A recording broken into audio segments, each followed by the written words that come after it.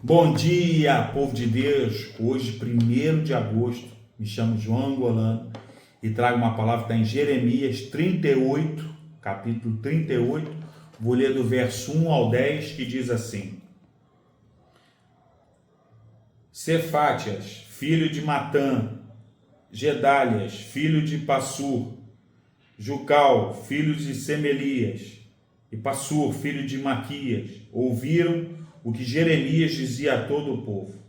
Assim diz o Senhor: todos que ficarem em Jerusalém morrerão por guerra, fome ou doença, mas os que se renderem aos babilônios viverão. A recompensa deles será a vida, eles viverão. Assim diz o Senhor: a cidade de Jerusalém certamente será entregue ao exército do rei da Babilônia, que a conquistará. Então, esses oficiais foram ver o rei e disseram: esse homem deve morrer. Suas palavras vão desanimar os poucos soldados que restam, bem como todo o povo. Ele não busca o bem, mas a desgraça da nação. O rei Zedequias concordou e disse: façam o que quiserem com ele, não posso impedi-los. Então, os oficiais tiraram Jeremias de sua cela e o baixaram por meio de cordas para dentro de um poço vazio no pátio da prisão. O poço pertencia a Malquias, membro da família real. Não tinha água, mas havia uma camada de lama no fundo, e Jeremias ficou atolado nela. O etíope Ebed-Meleque, oficial importante da corte, soube que Jeremias estava no poço. Naquele momento, o rei julgava um caso junto ao portão de Benjamim.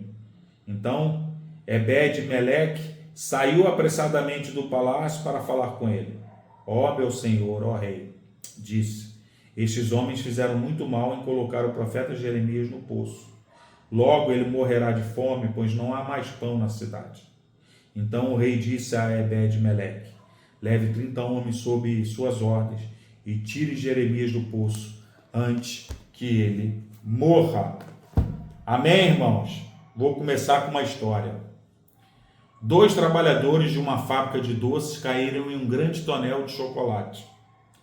Isso pode parecer o início de uma piada e talvez até uma situação agradável para os amantes de chocolate. Mas os homens, embora ilesos, estavam presos até a cintura e não conseguiam sair. Os bombeiros abriram um buraco na lateral do tonel para retirá-los em segurança. Quando Jeremias se viu no fundo de uma cisterna cheia de lama, a história foi tudo menos doce.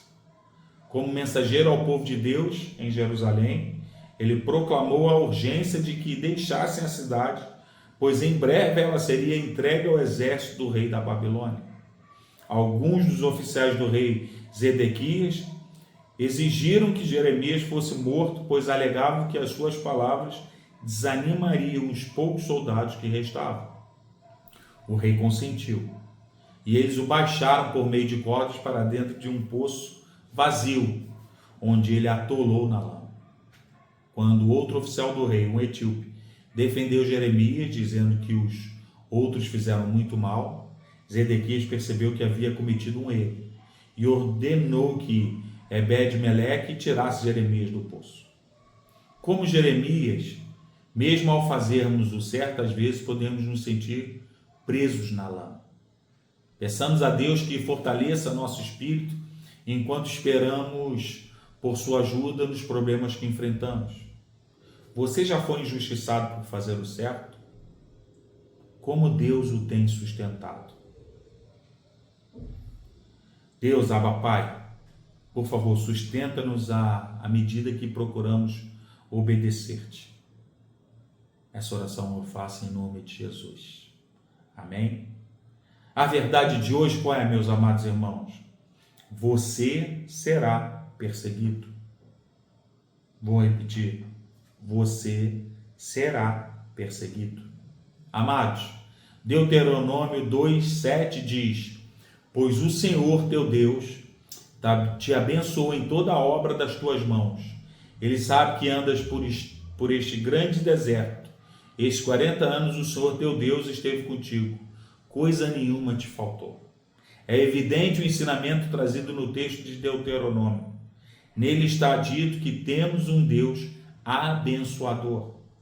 Quando estamos no deserto, Ele está conosco e nada nos falta. Você está no deserto? Saiba que Deus o chamou para viver tudo, para passar por tudo que está passando. O Senhor da sua história já é o Deus que o conduz. Ele é o autor da sua vida. Ele não estará com você. Ele já está desde a fundação do mundo. É Senhor de todas as coisas. Isso inclui a sua vida. O Evangelho de Jesus nos abre os olhos, mostra a nossa condição de queda. Por meio da ação do Espírito Santo, Jesus traz luz às nossas trevas e nesse momento vemos a realidade de quem somos sem Deus. É isso que nos dá um entendimento de que precisamos nos arrepender dos pecados cometidos, da miséria, de atos dos quais temos vergonha. Mas se existe algo que o Evangelho não faz, é isentar os cristãos de passar pelo deserto ao longo da caminhada de fé. Sim, todos, em alguma medida, em algum momento, de acordo com o propósito do Senhor, vamos passar por perseguições, injustiças, calúnias, sofrimentos diversos. Mesmo sendo filhos do Pai, não seremos poupados dos ventos, das tempestades de areia, da ausência de chuva, de estações prolongadas de estiagem, de não vermos frutos. Durante a nossa caminhada rumo às promessas, Deus proverá tudo de que precisamos. Escute, a crise que você está vivendo vai cessar. Os desertos são lições que temos na jornada e nelas aprendemos que a nossa história tem um autor que está sempre conosco. O deserto é a escola de Deus para a capacitação do cristão, para o chamado de vida. Não assuma uma posição de vítima. Supere o que o vitimizou. Confie no Pai, erga-se e prossiga na jornada, na posição de alguém mais que vencedor em Cristo Jesus. Priorize no deserto aquilo de que não dá para abrir mão. Não abra mão de se relacionar com Jesus, mesmo nas crises, mesmo no deserto. Amém, irmãos? Aquele velho pedido. Você já está inscrito no meu canal? Se inscreve lá. A partir das 5h30 da manhã no YouTube, um novo devocional. E compartilha com alguém que você sabe que está passando por algum problema, está com alguma tribulação.